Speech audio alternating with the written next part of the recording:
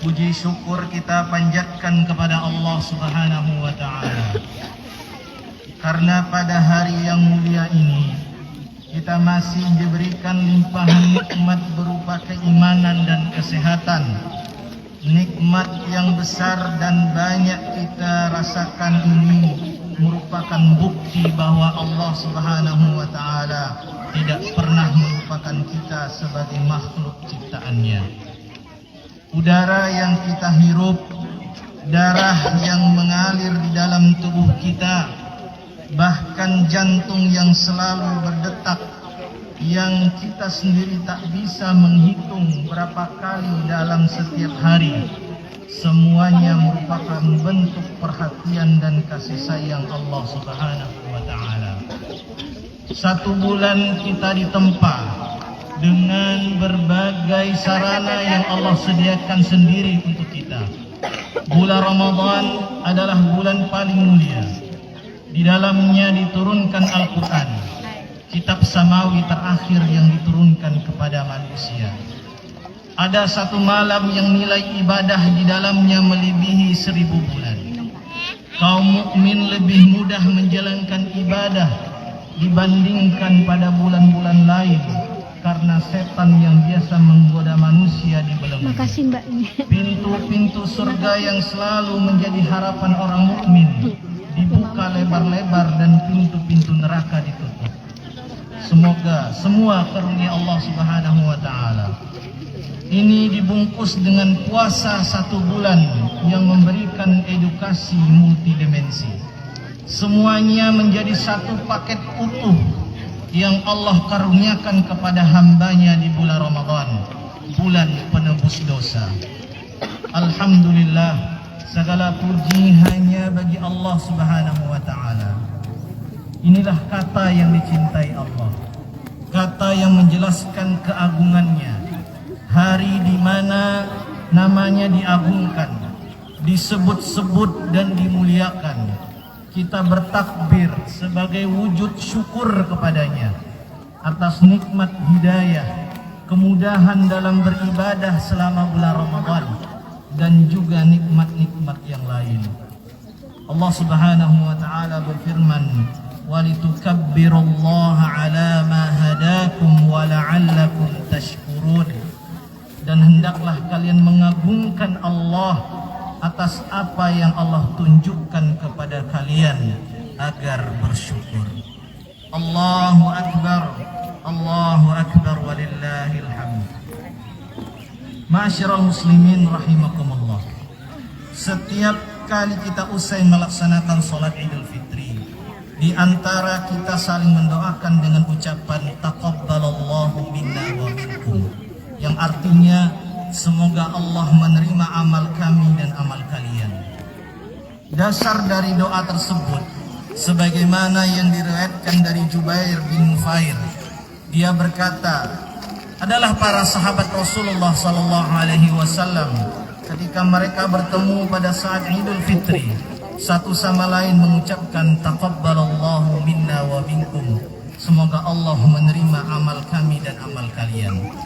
Juga diriwayatkan dari Muhammad Ziyad al-Hani, dia berkata, aku melihat Abu Umamah al-Bahili saat berhari raya Idul Fitri, dia berkata kepada para sahabatnya, taqabbalallahu minna wa minkum, semoga Allah menerima amal kami dan amal kalian.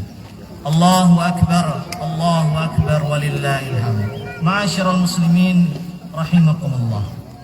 Tentu doa tersebut selain sebagai ucapan tahniyah, sebagai ungkapan selamat di antara kita, juga mengandung harapan yang besar kepada Allah Subhanahu wa Ta'ala, agar semua amal kebajikan yang kita lakukan selama bulan Ramadan diterima di sisi Allah Subhanahu wa Ta'ala. Tentu indah sekali ketika amal yang kita lakukan, perbuatan yang kita persembahkan kepada Allah diterima di sisinya. Rasulullah sallallahu alaihi wasallam juga berdoa agar amal-amalnya diterima oleh Allah Subhanahu wa Ta'ala, sebagaimana yang diriwayatkan oleh Ummul Mukminin Ummu Salamah radhiyallahu anha. Beliau berkata, adalah Rasulullah sallallahu alaihi wasallam setiap pagi hari usai salat subuh berdoa, Allahumma inni as'aluka ilman nafi'a wa rizqan thayyiba wa amalan mutaqabbala. Ya Allah, sungguh aku memohon darimu ilmu yang bermanfaat, rezeki yang baik, dan amal yang diterima. Amal yang diterima menjadi harapan setiap kita, sebab tidak sia-sia serta memberikan manfaat dan keberkahan bagi yang melakukan, baik di dunia maupun di akhirat. Ma'asyiral muslimin rahimakumullah. Penting sekali kita memperhatikan syarat-syarat agar sebuah amal diterima di sisi Allah Subhanahu wa taala. Para ulama menjelaskan amal-amal yang diterima di sisi Allah. Yang pertama, yang dilakukan karena Allah, hanya untuk Allah. Tidak ada lintasan niat atau tujuan selain Allah. Artinya seorang hamba menjadikan Allah Subhanahu wa taala sebagai satu-satunya niat dan tujuan dalam beramal. Karenanya Rasulullah sallallahu alaihi wasallam saat bersabda tentang puasa dan qiyam pada bulan Ramadan diiringi dengan kalimat imanan wa ihtisaban. Iman dengan meyakini bahwa puasa dan qiyam disyariatkan oleh Allah Subhanahu wa taala, dan saat melakukan wajib diiringi dengan niat yang bersih dan tujuan yang benar, yakni hanya tertuju kepada Allah Subhanahu wa taala. Segala amal yang dilakukan bukan karena Allah akan sia-sia dan tidak berguna, tidak bermanfaat, dan juga tidak memberkahi. Yang kedua, mengikuti petunjuk dari Nabi Muhammad sallallahu alaihi wasallam.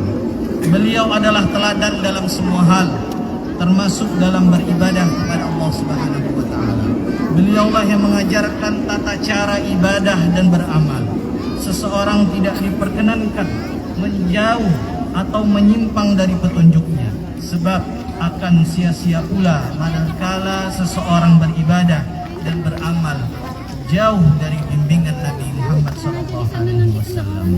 Karenanya setiap muslim hendaknya beribadah kepada Allah Subhanahu wa taala memperhatikan apakah ada bimbingan dari Nabi Muhammad SAW atau tidak.